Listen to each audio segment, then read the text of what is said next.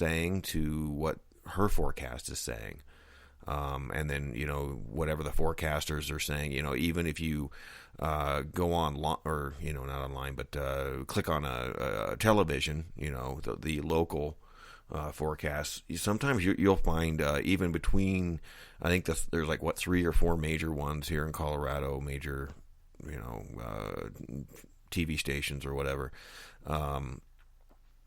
that there will be differences just between those guys. Maybe just slight. Sometimes it's been pretty extreme where, their models are way different from one to another. I'm kind of waiting literally for one of the forecasters to come on and just say, ladies and gentlemen, I've got nothing. That's really what I've been waiting for is to see some confusion or see some concern. I know that they are to almost keep a poker face, if you will, as they're reporting. But I'm curious. I would like to have a private discussion with some of them. But sometimes you just think it's just you. Maybe it's just me. Maybe I'm looking at things too. Am I getting into that conspiratorial mindset?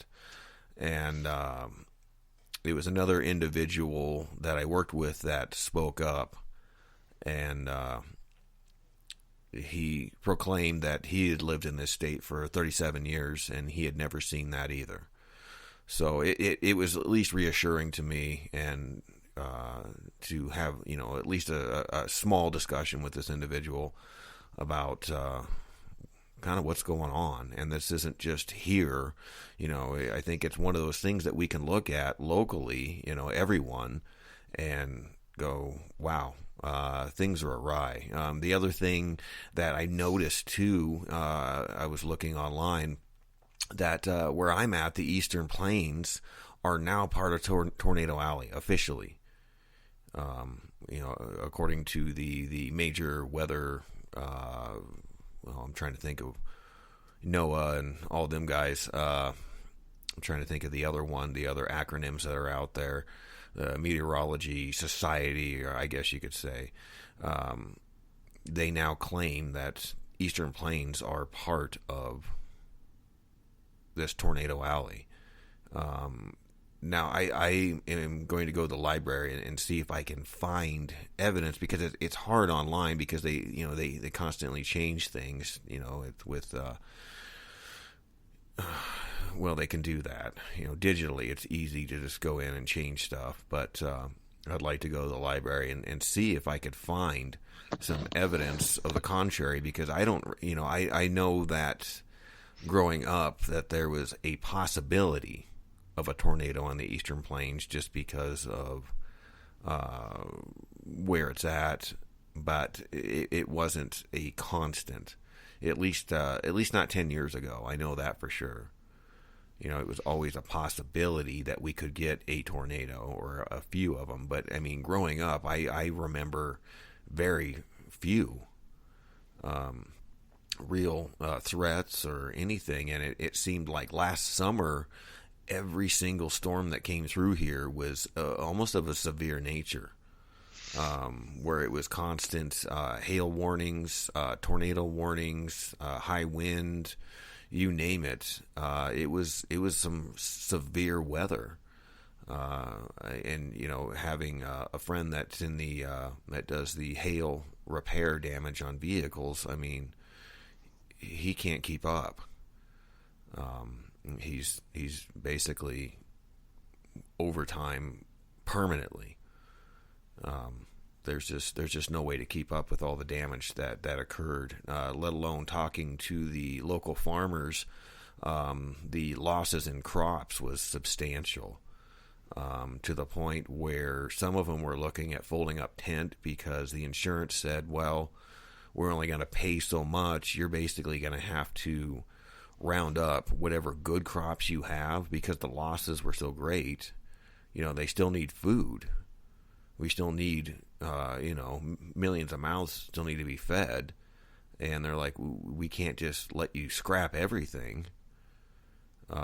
you're going to have to round up and discern, what's good and what's bad, and try and at least recover something out of it, which is kind of unheard of. I had not heard of that with the insurance companies doing that, where they're backed off on paying out, and but maybe that's happened in the past, or maybe that's a normal thing, but I had not heard that before. So, Sean.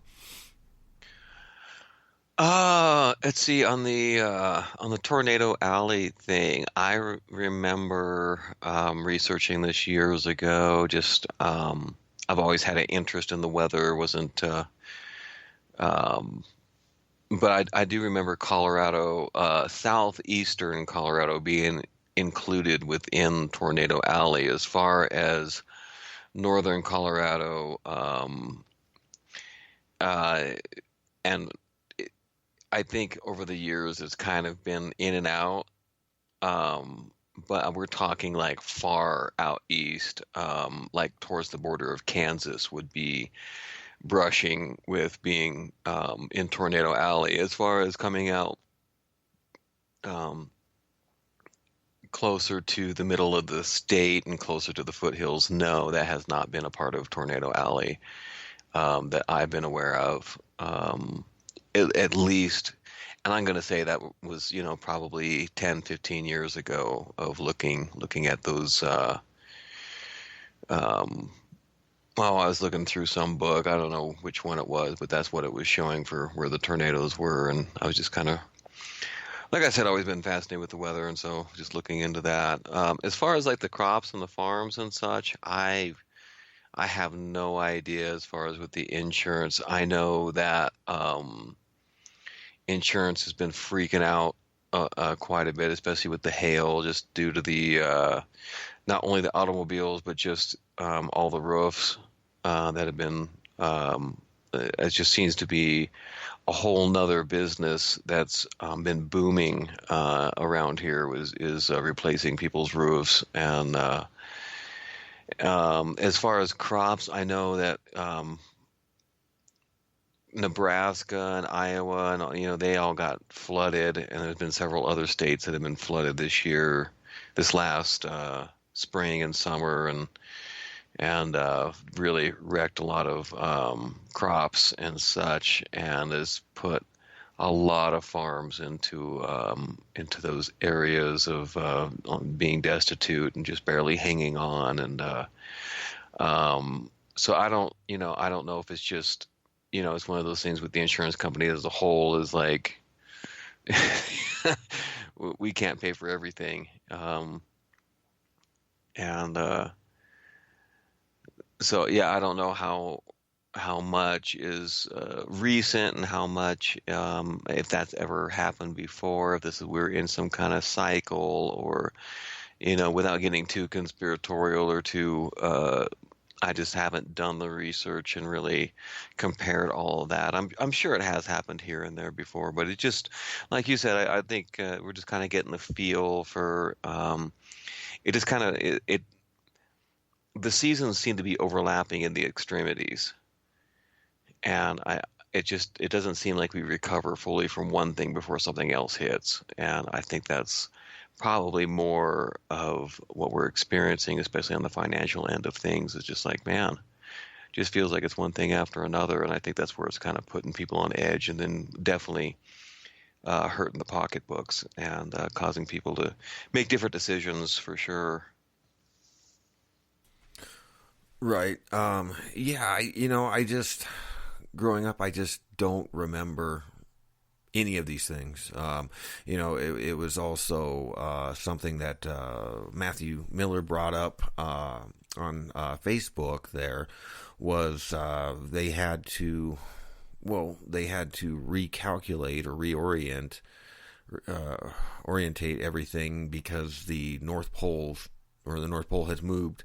Again, it's clear over into Siberia or around that part. So, we have the North Pole shifting. We have. Well, isn't that due to carbon emissions causing that? Oh, I'm glad you're not here. I'm sorry. I don't know. I've just been seeing a lot of articles just blaming everything on carbon emissions here lately, and I'm not trying to make fun of anybody. It is an issue, but it just seems like they're just blaming that one issue for everything, and so I'm just having a little bit of fun. I know, I know. No, it's one of those things that what else are they going to do? At this point, what else are they going to say? They have to say something. They had to come up with something.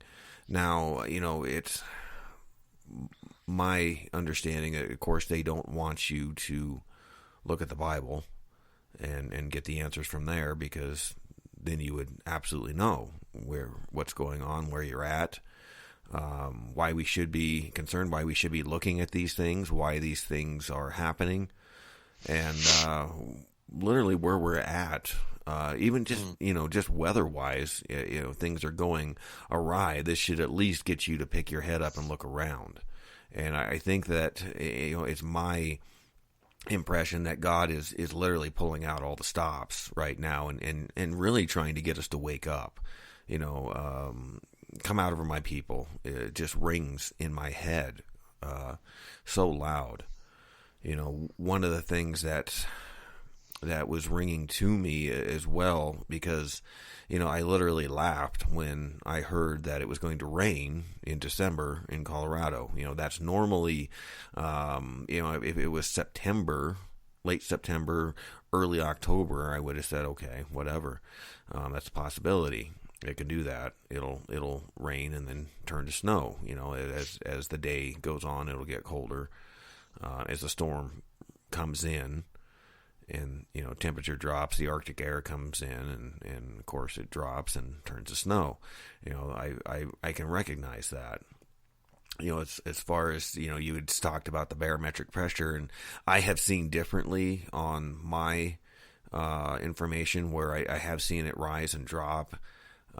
So I'm going to do some more. I'll have to keep a little notepad with me at my place of employment and write that down a little more accurately than I have been, instead of just jotting it here and there, of actually having something I can look at and write down the dates and saying, yeah, it's absolutely this, Noah's saying this one's saying that, and try and make some sense of it. But, it just, back to the laughter thing, it just reminded me of Genesis 18:12. I'll read out of the NASB here. Well, let's start with 11. Now Abraham and Sarah were old, advanced in age. Sarah was past childbearing. Sarah laughed to herself, saying, After I have become old, shall I have pleasure? My Lord being old also. And the Lord said to Abraham, Why did Sarah laugh, saying, Shall I indeed bear a child when I am so old? Is anything too difficult for the Lord? And then, of course, it talks about, at an appointed time I will return to you, which also makes me think of times appointed here, that one, I'm looking for an appointed time. I'm excited for that time, but then after I laughed, it was kind of a chill that ran up my spine, and because I was blown away at what I had just witnessed. I just literally witnessed what I would consider impossible. With everything being normal or a constant in our laws, our laws of physics, what just recently transpired should not have happened.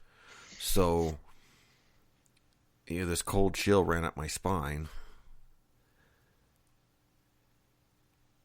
and got me thinking, am I really prepared for what is to come?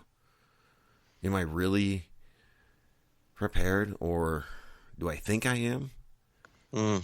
Or am I really